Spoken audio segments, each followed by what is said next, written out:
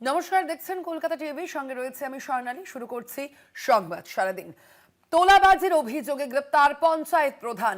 জ্যাংরা হাতিয়ারা ২ নম্বর গ্রাম পঞ্চায়েত প্রধান Rita Gyne new town থানার পুলিশের হাতে তাকে গ্রেপ্তার হতে হয়। এবং যদিও এখনো পর্যন্ত যেমনটা জানতে পারা যাচ্ছে, বেশ কিছু অভিযোগ রয়েছে তার বিরুদ্ধে। তোলাবাজির অভিযোগ মূলত রয়েছে তার বিরুদ্ধে এবং সেই অভিযোগেই এবার গ্রেপ্তার পঞ্চায়েত প্রধান।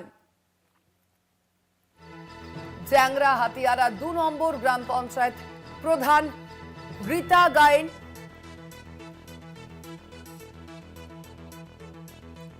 নিউ টাউন থানার পুলিশের হাতেই এই গ্রেপ্তার।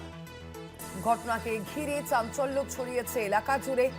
একাধিক অভিযোগ রয়েছে রীতা গাইনের বিরুদ্ধে। তোলাবাজির অভিযোগ রয়েছে তার বিরুদ্ধে বলেই জানতে পারা যাচ্ছে। গ্রেপ্তার পঞ্চায়েত প্রধান জ্যাংরা হাতিয়ারা ২ নম্বর গ্রাম পঞ্চায়েত প্রধান রীতা গাইনকে গ্রেপ্তার করা হলো। শাকিল মুস্তাক প্রতিনিধি রয়েছেন ফোন লাইনে। শাকিল, ঠিক কি কি অভিযোগ রয়েছে রীতা গাইনের বিরুদ্ধে?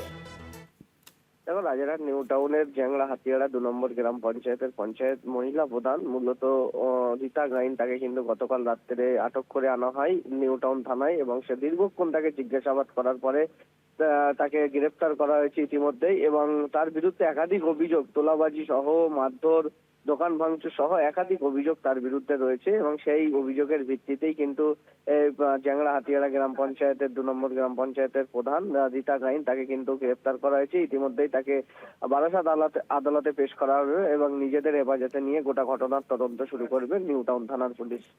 ধন্যবাদ তোমায় শাকিল।